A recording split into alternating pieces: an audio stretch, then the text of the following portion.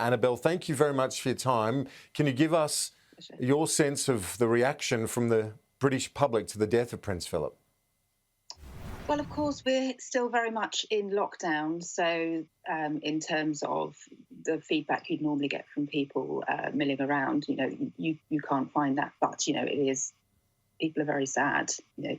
It's when someone has been such a part of so many people's lives, even if they didn't personally know him, for that person to have passed on, it's an incredibly sort of shocking moment, because you sort of expect these people to be around, these pillars, and then the next moment, that they're gone, and the nation is plunged into mourning. Annabelle, can you explain for viewers here the contribution and the interests of Prince Philip over so many decades? I always found Prince Philip to be a wonderful character. I know he always occasionally popped up saying controversial things, but this is a man who has stood loyally by his wife for over 7 decades.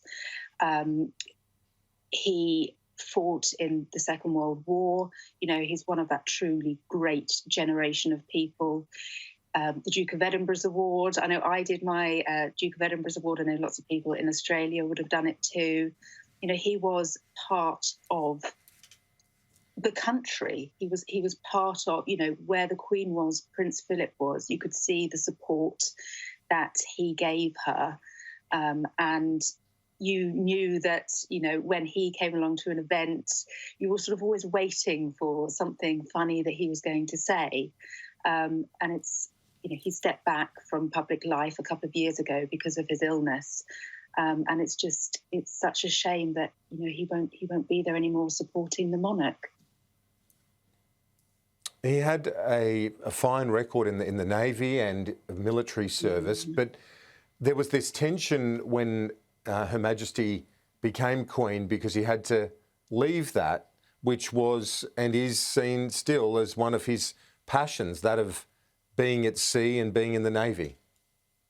Yeah, absolutely. I think I was reading up and someone said when he was only 22, he basically saved a ship from being bombed during the Second World War, and he saved so many lives. And then, yes, he goes from being an officer, the family being out in Malta, to all of a sudden being thrust into this position because, of course, the Queen's father died so young. And even though the Queen at her wedding ceremony did say that she would obey him as her husband, in reality, she's the boss. He was the first person at her coronation to pledge allegiance to her. I imagine from that particular generation, it must have been an incredibly difficult position to be in. You're the man of the house, you're the man of the family, but actually it is the woman in this situation who is in charge of the country, of the Parliament, of the Commonwealth. But I don't think that the Queen would have had such a solid time on the throne had she not had someone like him actually supporting her. And I think you can see from, the relationship he has with his grandchildren, particularly with his children, Princess Anne, I think we probably know, I probably imagine it was his favourite. He was a really strong influence as a family man.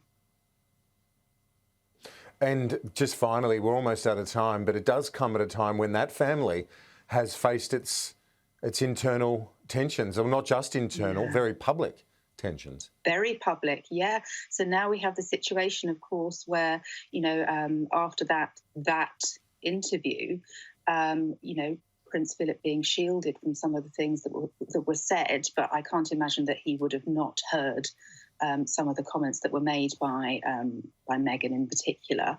I hope that Harry does come back for the funeral. I think it would be really important for him to come back. The rules do state that even if he has to stay in quarantine for 10 days, there is an exception for him to attend the funeral. I think it would be a really important time for him on his own to meet up with his family and maybe to build some of those bridges again that have been burnt. Annabelle Sanderson, Royal Commentator, live from London. Thank you. I appreciate your time today.